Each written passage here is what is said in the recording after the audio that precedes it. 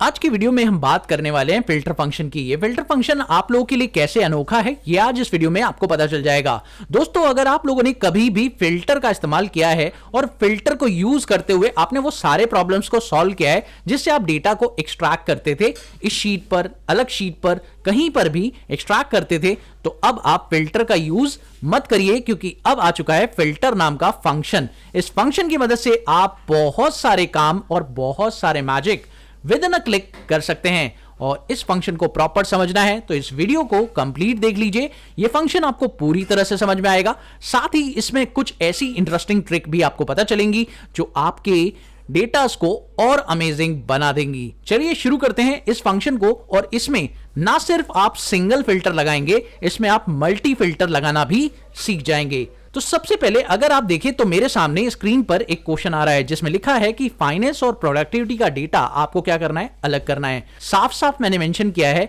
कि आपको सिर्फ फाइनेंस का ही नहीं, प्रोडक्टिविटी का भी डेटा अलग करना है। एंड लगा रखा है मैंने सामने, ध्यान रखिएगा। एंड इसका मतलब दोनों कंडीशन को आपको पूरा करना पड़ेगा, यानी आपको डिपार्टमेंट के साथ साथ डिवीजन वाली कंडीशन भी पूरी करनी पड़ेगी। जैसे कि अगर आप फाइनेंस डिपार्टमेंट में हैं तो आपको फाइनेंस डिपार्टमेंट के प्रोडक्टिविटी वाला डेटा अलग करके मुझे देना है। तो लेट्स सी ये फिल्टर फंक्शन की मदद से कैसे होगा। इज इक्वल्स टू आप फिल्टर लगाइए। फिल्टर लगाने के बाद सबसे पहले आपको अपना एरे सिलेक्ट करना होगा। एरे का मतलब होता है पूरा डेटा, जिसके अंदर सिर्फ डेटा इंक्लूड होता है, हेडिंग इंक्लूड नहीं होती। तो हमें क्या करना है, पूरा का पूरा डेटा जो है अपना सिलेक्ट कर लेना है। तो ये देखिए मैंने पूरा डेटा सिलेक्ट कर लिया है, इसके अंदर हेडिंग इंक्लूड नहीं है। चलिए उसके बाद कॉमा प्रेस करेंगे।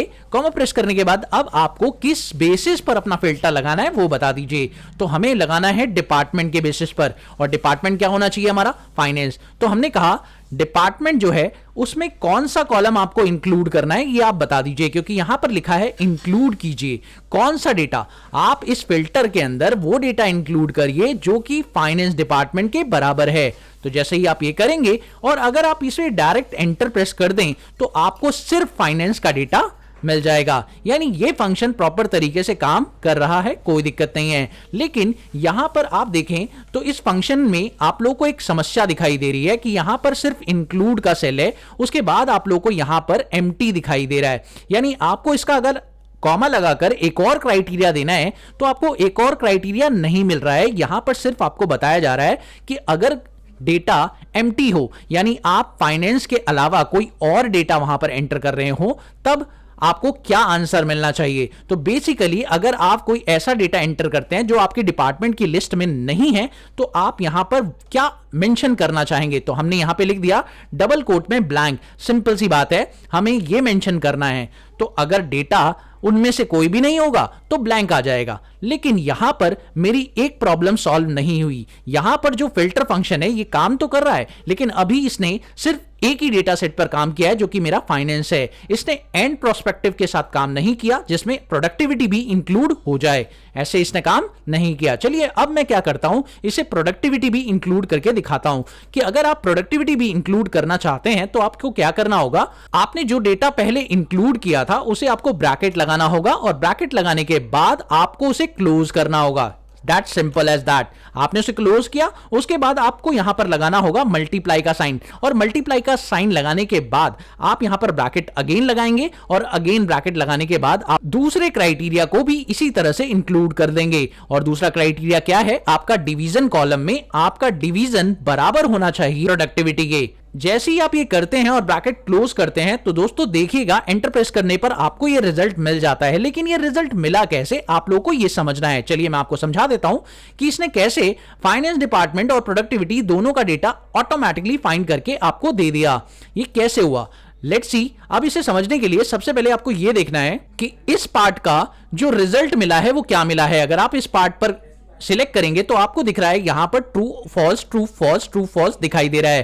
ट्रू का मतलब है कि जहां जहां पर आपका डिपार्टमेंट मैच कर रहा है किसके बराबर, फाइनेंस के बराबर, वहां पर आपको ट्रू दे रहा है, और जहां पर आपका डिपार्टमेंट मैच नहीं कर रहा है वहां पर आपको फॉल्स दे रहा है। इसी तरीके से यहां पर इस क्राइटेरिया को भी जहां जहां पर वो मैच कर रहा है वहां वहां पर ट्रू दे रहा है, और जहां जहां मैच नहीं कर रहा है वहां वहां पर फॉल्स दे रहा है।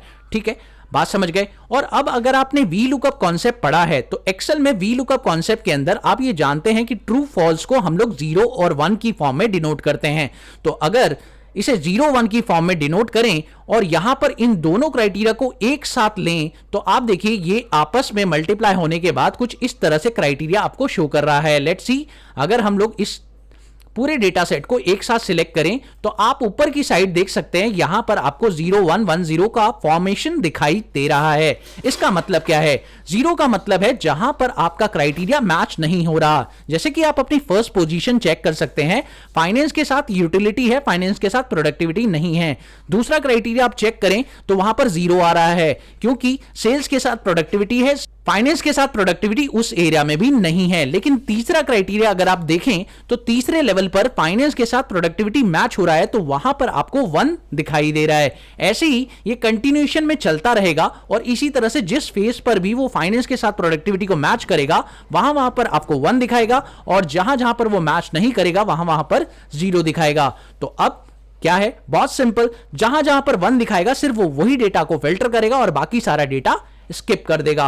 जैसे ही आप एंटर प्रेस करते हैं तो अब आप चेक करें कि आपको सिर्फ वही डेटा दिखाई दे रहा है जो फाइनेंस का प्रोडक्टिविटी वाला है। चलिए दोस्तों बात करते हैं केस नंबर 2 की। अगर मान लीजिए इसी केस के दौरान आप लोगों को एक और क्राइटेरिया ऐड करना पड़ जाए और अब देखिए दोस्तों यहां पर मल्टीप्लाई लगाकर आप अपना तीसरा क्राइटेरिया भी मेंशन कर दीजिए। आपका तीसरा क्राइटेरिया क्या है? इस कॉलम से है, तो आप इस कॉलम को सिलेक्ट करिए और सिलेक्ट करने के बाद आप बताइए ग्रेटर देन कितना? आप लोगों का 1 लाख रुपीस। तो आप यहां पर 1 लाख मेंशन कर दीजिए और उसके बाद आप यहां पर एंटर प्रेस करिए। लेकिन आपको आंसर नहीं मिला। आंसर क्यों नहीं मिला? चलिए मैं आपको बताता हूं। आंसर इसलिए नहीं मिला क्योंकि आपने जहां पर भी अपने क्राइटेरियाज लिए थे उसके बाद आपने ब्रैकेट क्लोज नहीं किया है। तो आपको क्या करना है? हर उस पॉइंट पर जहां पर भी आपको आंसर नहीं मिल रहा है वहां पर आपको ब्रैकेट को क्लोज करना है, अदरवाइज ये आपके क्राइटेरिया को पढ़ेगा नहीं और आपके क्राइटेरियाज को आपस में मल्टीप्लाई नहीं करेगा। तो जितने भी क्राइटेरियाज आपने दिए हैं उसे आपको ब्रैकेट में लिखना पड़ेगा। तो अब देखिए अब आपको आंसर मिल चुका है।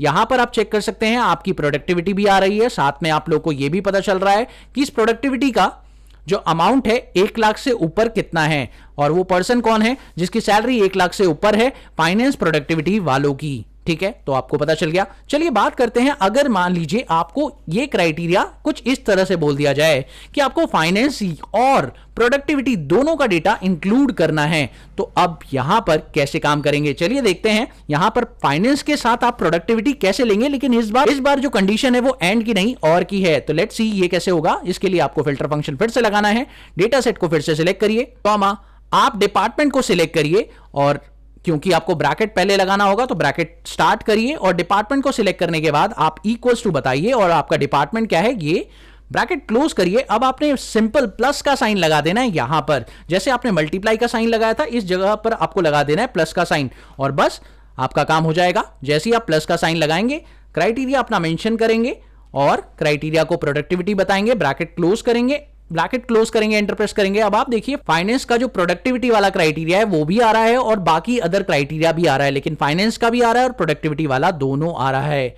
समझ गए आप लोग? चलिए इसी डेटा को थोड़ा सा और इंटरेस्टिंग बनाते हैं और अब आपसे एक सवाल और पूछते हैं कि भाई यहां पर मान लीजिए आपको फाइनेंस डिपार्टमेंट में अगर आपको यह सैलरी शो करनी है कि भाई सिर्फ और सिर्फ सारा डेटा शो नहीं करना, आपको नेम और सैलरी का कॉलम शो करना है, तो आप ये कैसे करेंगे? लेट्स सी उसी डेटा सेट पर चलते हैं और अगर मुझे यहां पर ये करना है कि मुझे सिर्फ और सिर्फ 2 कॉलम शो करने हैं, एक आपका नेम वाला कॉलम और दूसरा आपका सैलरी वाला कॉलम, तो ये कैसे करेंगे? तो इसके लिए आपको यहां पर लगाना होगा चूज कॉल्स फंक्शन और इस चूज कॉल्स फंक्शन में आप क्या करेंगे? लास्ट के अंदर जाएंगे और यहां पर लास्ट में कॉमा लगाएंगे और अब आप ये पूछ रहा है कि कौन सा कॉलम नंबर आपको शो करना है, तो यहां पर आपके सारे कॉलम नंबर्स हैं, दैट इज 1 2 3 4। अब आपको कौन कौन से कॉलम इंक्लूड करने हैं अपने कॉलम नंबर बता दीजिए। जैसे मुझे दूसरा कॉलम चाहिए, उसके बाद मुझे एक चौथा कॉलम चाहिए, ये मैंने बता दिया, बस एंटर प्रेस करिए। अब ये देखिए आपको जो आंसर देगा ये आपको दूसरा और चौथा कॉलम दोनों निकाल के दे देगा। अब बात करते हैं थोड़ा सा और अच्छी चीज की कि भाई यहां पर जो सैलरी आपको दिखाई दे रही है, अभी देखिए यहां पर जो सैलरी आपको दिख रही है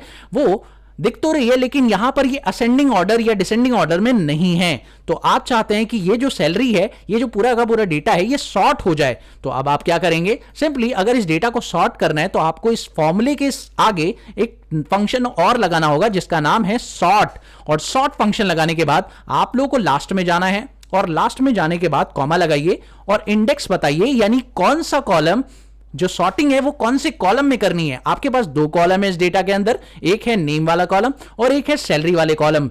तो सैलरी वाले कॉलम पर आपको सॉर्टिंग करनी है, तो कॉलम नंबर 2 लिख दीजिए, उसके बाद कॉमा प्रेस करिए और कॉमा प्रेस करने के बाद आप बता दीजिए कि जो सॉर्टिंग आप करना चाहते हैं वो किस ऑर्डर में करना चाहते हैं। तो हम जो सॉर्टिंग करना चाहते हैं वो -1 यानी डिसेंडिंग ऑर्डर में करना चाहते हैं, यानी बड़े को ऊपर देखना चाहते हैं और छोटे को नीचे देखना चाहते हैं। तो लेट्स सी, यहां पर जैसे ही हमने किया, एंटर प्रेस किया, अब आप देखिए आपका जो ऑर्डर है वो डिसेंडिंग ऑर्डर में आ चुका है, यानी बड़े से छोटा जो सैलरी है वो आपको दिखाई दे रहा है। समझ गए? इस केस के अंदर कभी कभी ऐसा भी होता है कि एक ही कॉलम के अंदर आपको 2 डिवीजन दे दिए जाएं। देखिए जैसे गेम और यूटिलिटी। अब आप इस सेम कॉलम में ये काम कैसे करेंगे? तो लेट्स सी, हम यहां पर फिल्टर फंक्शन लगाएं और फिल्टर फंक्शन, और क्योंकि प्लस वाला केस है, मल्टीप्लाई वाला केस यहां पे काम नहीं करेगा, तो यहां पर प्लस लगा दीजिए, सिंपल, एंटर प्रेस करिए और ये देखिए आपका आंसर आ चुका है। तो let's see, very simple concept. और अगर मान लीजिए आप लोगों को छोटा सा एग्जांपल और दे दिया जाए, इसके अंदर अगर आपसे कोई कहे कि सैलरी अगर 80,000 से ज्यादा हो तो वो भी दिखाइए, तो आप यहां पे कैसे करेंगे? आप ये सोच रहे होंगे कि यहां पर आप एक और क्राइटेरिया इंक्लूड कर देंगे। तो यहां पर आप क्या करें, अगर इसके तुरंत बाद मल्टीप्लाई लगाया और मल्टीप्लाई लगाने के बाद आपने सैलरी वाला कॉलम भी यहां से इंक्लूड कर लिया, उसमें आपने बोल दिया कि ग्रेटर देन 80,000 सैलरी आपको यहां पे शो होनी चाहिए, ये आपका अगला क्राइटेरिया। तो अब अगर आप एंटर प्रेस करते हैं तो लेट्स सी व्हाट हैपन। जैसे ही आप एंटर प्रेस करेंगे तो अब देखिए आपका आंसर गलत आ रहा है, क्योंकि यहां पर 80,000 नहीं 46,000 भी आपको दिखाई दे रहा है। ऐसा क्यों? ऐसा इसलिए क्योंकि जो और क्राइटेरिया है वो आपका एक ब्रैकेट में रहेगा और जो एंड क्राइटेरिया है वो बाहर है, ध्यान रखिएगा। तो आपको अपने और क्राइटेरिया को 2 ब्रैकेट के अंदर रखना पड़ेगा। लेट्स सी, आपका जो और क्राइटेरिया है वो 2 ब्रैकेट के अंदर रहेगा और उसके बाहर वाला जो क्राइटेरिया है वो एंड है, इसीलिए आपको उसे बाहर रखना पड़ेगा, तभी वो काम करेगा। आपको एंड की कंडीशन बतानी है, तो एंड की कंडीशन बताने के लिए आपको सबसे पहले ब्रैकेट क्लोज करना होगा और का। जैसे ही और का ब्रैकेट आपका क्लोज हो जाएगा, फिर आप अपनी एंड की कंडीशन मल्टीप्लाई के साथ दे सकते हैं। तो आई थिंक आपको ये समझ में आ चुका होगा और आपको पता चल चुका होगा कि कैसे ये अलग अलग डेटा आपके लिए यूजफुल है और आप कैसे कैसे अलग अलग फिल्टर लगा सकते हैं। तो ये वीडियो काफी इंटरेस्टिंग होगी आप लोगों के लिए, और इस फाइल को डिस्क्रिप्शन से आप ले लीजिएगा, इसको प्रैक्टिस करके देखिए, मजा आएगा। और अगर आपको वीडियो पसंद आई तो प्लीज इसे लाइक करिएगा, चैनल पर नए हो तो सब्सक्राइब भी करिएगा। मिलते हैं अगली वीडियो में एक और नए कंटेंट के साथ, तब तक के लिए देखते रहिए, सीखते रहिए गाइड ऑफ मैड।